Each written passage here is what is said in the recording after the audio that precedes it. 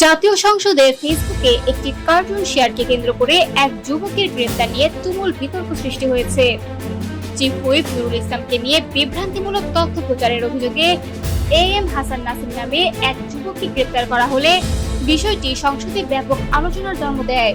রোববার সংসদ অধিবেশনে এনসিপির সংসদ সদস্য হাসনাত আব্দুল্লাহ এই ঘটনায় তীব্র ক্ষোভ প্রকাশ করেন। তিনি বলেন, শুধুমাত্র একটি কার্টুন শেয়ার করার কারণে কাউকে গ্রেফতার করা হবে এমন ঘটনা তারা কল্পনা করতে পারেননি। তিনি এটিকে মত প্রকাশের স্বাধীনতার উপর হুমকি হিসেবে উল্লেখ করেন। হাসনাত বলেন, চিফ হুইপ একসময় সংসদ সদস্যদের সামনে তিমি ও হাঙ্গর প্রসঙ্গে একটি কৌতুক করেছিলেন। পরে সেই প্রসঙ্গ নিয়ে সামাজিক যোগাযোগ মাধ্যমে একটি কার্টুন ছড়িয়ে পড়ে।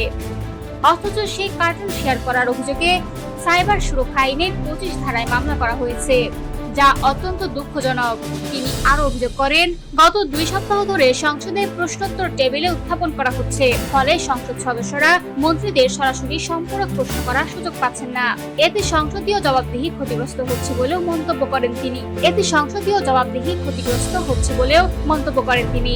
জবাবে চিফ হুইপ নুরুল ইসলাম বলেন, যদি সত্যি শুধু কার্টুন আঁকার কারণে কাউকে গ্রেফতার করা হয়ে থাকে তাহলে তাকে ছেড়ে দেওয়ার জন্য তিনি নিজে অনুরোধ জানাচ্ছেন। গত ডিসেম্বর থেকেই তার বিরুদ্ধে ফেক আইডি ব্যবহার করে কুৎসা রটানো, বিভ্রান্তি ছড়ানো এবং ব্ল্যাকমেইলের অভিযোগ ছিল। এই ঘটনায় একাধিক ভিডিও করা হয়। গ্রেফতার হওয়া ব্যক্তি যদি সেই অপপ্রচারের সঙ্গে জড়িত থাকেন তাহলে বিষয়টি গভীরভাবে তদন্ত করা উচিত। চিফ হুইপ আরো বলেন, প্রধানমন্ত্রী সহ রাষ্ট্রের গুরুত্বপূর্ণ ব্যক্তিদের বিরুদ্ধে ফেক আইডি থেকে অপপ্রচার চালানো হচ্ছে। তাই দেশের স্বার্থে এসব বিষয় গুরুত্বের সঙ্গে খতিয়ে দেখা জরুরি।